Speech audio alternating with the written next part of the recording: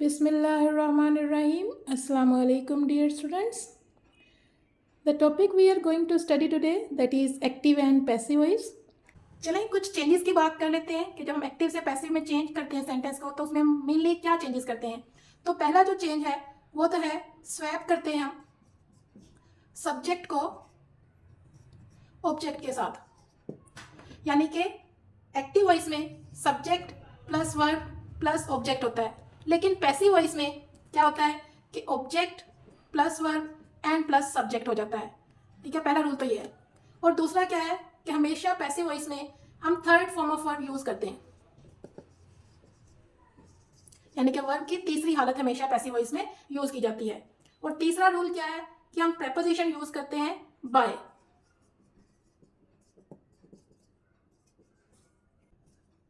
After the main verb, कि main verb के बाद हमेशा प्रेपोजिशन बाय यूज की जाती है। चौथा हमारा जो चेंज है वो टेंसेस का है कि टेंसेस कैसे चेंज किए जाते हैं, तो आगे चल के हम इसके बारे में सीखते हैं। एक और मेजर चेंज है चेंज ऑफ प्रोनाउन। प्रोनाउन का सेंटेंस में चेंज कैसे होता है स्टूडेंट्स? अगर फर्स्ट पर्सन आए हैं तो पैसिव वॉइस में बाय मी हो जाएगा। फर्स्ट पर्सन प्लूरल वी है, पैसिव वॉइस में वो बाय अस हो जाएगा। सेकंड पर्सन यू है, पैसिव वॉइस में वो बाय यू ही रहेगा। थर्ड पर्सन ही, पैसिव वॉइस में बाय हिम हो जाएगा। She, third person singular for girls, for female वो बाय हर हो जाएगा। थर्ड पर्सन प्लूरल दे, पैसिव वॉइस में वो बाय देम हो जाएगा। First person singular for non living things it, और पैसिव में वो बाय इट ही रहेगा। तो ये प्रोनाउन के चेंजेस हैं जो हम करते हैं एक्टिव वॉइस से पैसिव में चेंज करते हुए। Let's talk about transitive and intransitive verb.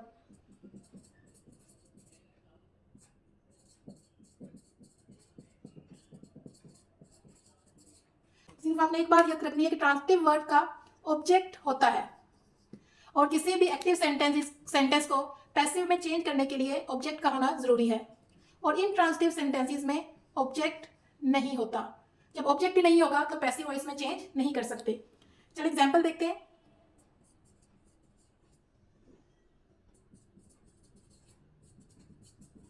They play cricket. अब इसमें सब्जेक्ट भी है, वर्ब भी है और ऑब्जेक्ट भी है, और ये पैसिव में चेंज हो सकता है। कैसे? Cricket is played by them. लेकिन एक सेंटेंस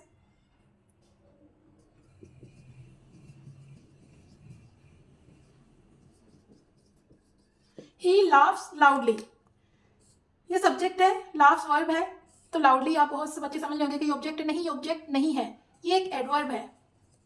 और ऑब्जेक्ट होने के लिए क्या जरूरी है कि या तो वो नाउन हो या प्रोनाउन हो, कि नाउन या प्रोनाउन होगा तभी वो ऑब्जेक्ट कहलाया जाएगा। इसी तरह सब्जेक्ट भी अगर तो वो नाउन है या प्रोनाउन है तभी वो सब्जेक्ट माना जाता है। लेकिन अगर वर्ड के बाद कोई एडवर्ब आ जाए, एडजेक्टिव आ जाए,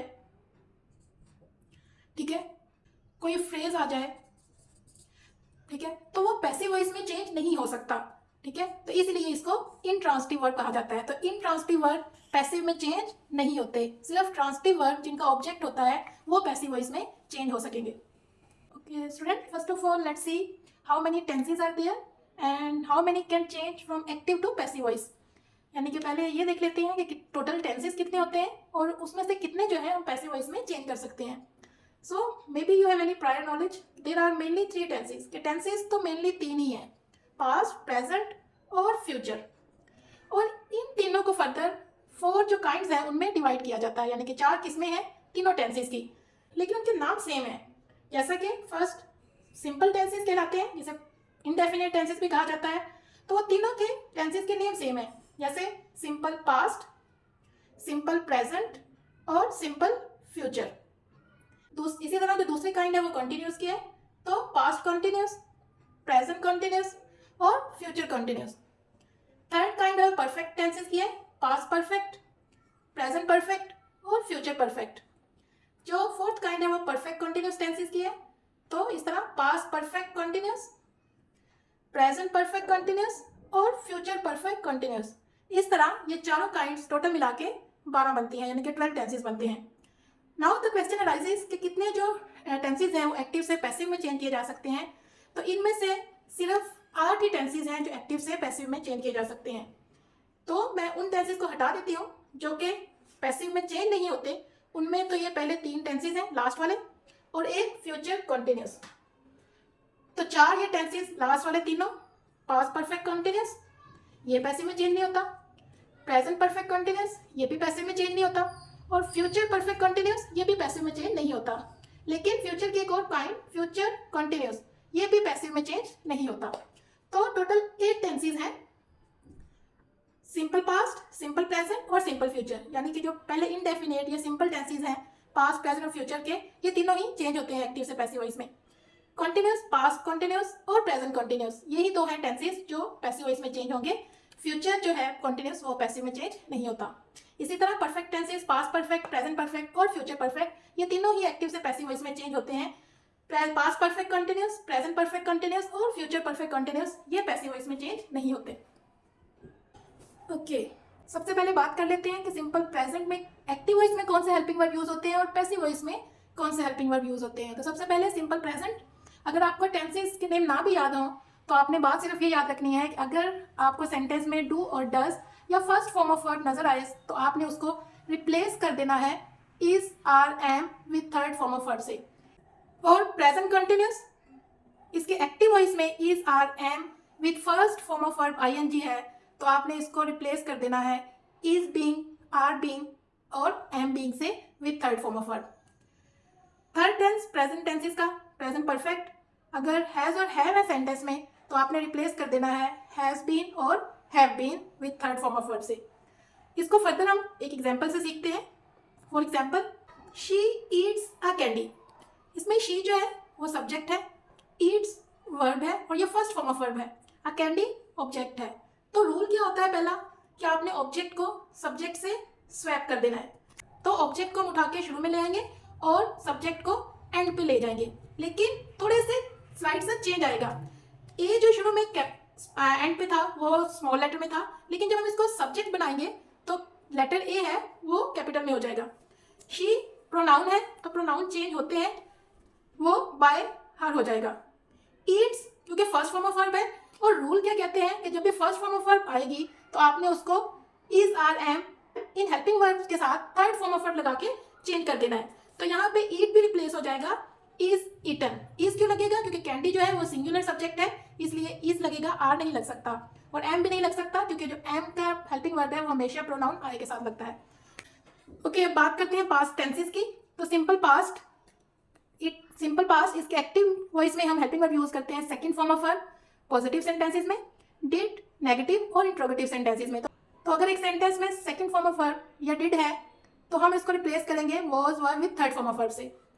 पास्ट कंटिन्यूस, इसके एक्टिव वॉइस में हेल्पिंग वर्ब यूज होते हैं वॉज और वर with first form of verb ING, और इसको पैसिव में हम रिप्लेस करेंगे was being, were being with third form of verb से।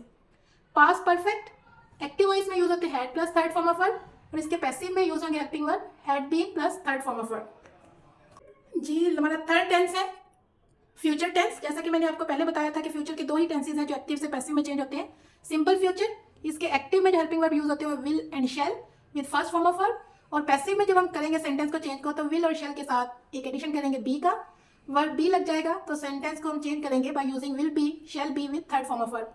फ्यूचर परफेक्ट, एक्टिव वॉइस के जो हेल्पिंग वर्ब है वो will have and shall have है with third form of verb, और इसको जब पैसिव में चेंज करेंगे तो हम यूज करेंगे विल हैव बीन और shall have been with third form of verb.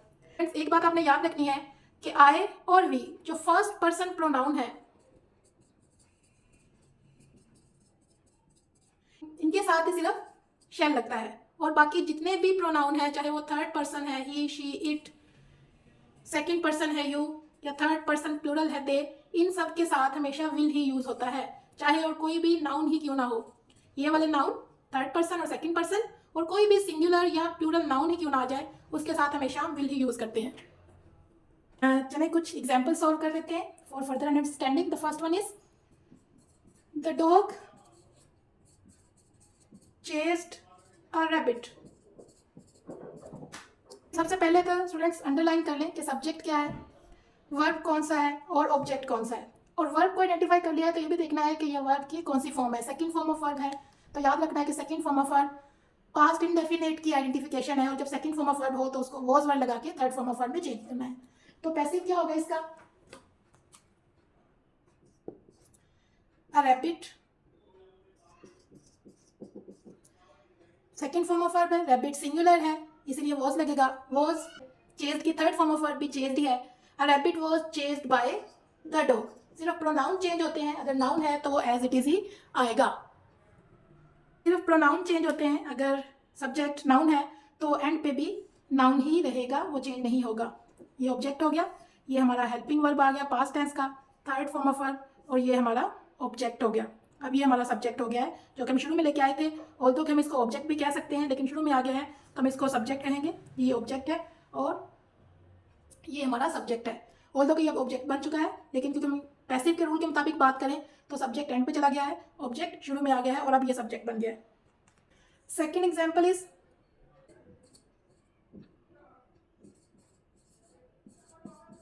you had bought a car। So identify कर लेते हैं सब्जेक्ट क्या है, subject helping verb, bought third form of verb, क्योंकि हैज़ हैव और हैड के बाद जो भी फॉर्म ऑफ वर्ब आती है वो थर्ड फॉर्म ऑफ वर्ब कहलाती है। ऑल्दो के बॉट भी सेकंड फॉर्म ऑफ वर्ब भी है लेकिन जब has have had will have या शैल हैव के बाद आए तो वो थर्ड फॉर्म ऑफ वर्ब कहलाती है। और कार ऑब्जेक्ट, तो अब क्या पहला रूल क्या है, स्वैप करना है ऑब्जेक्ट को सब्जेक्ट से। अब कार शुरू में आ जाएगा, पास परफेक्ट टेंस है, हैड सेम रहेगा लेकिन इसके साथ एडिशन हो जाएगा बीन का, had been third form of verb जो कि एज इट इज रहेगी।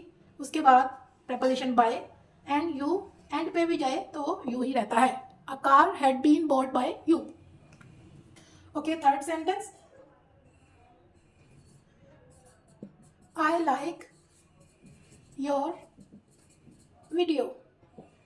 इसको पैसे में चेंज करें आप कमेंट सेक्शन में। Thank you so much. Okay students, that's all for today's lecture, active and passive voice. Please do like, subscribe and share my channel. Thanks for watching. Allah Hafiz.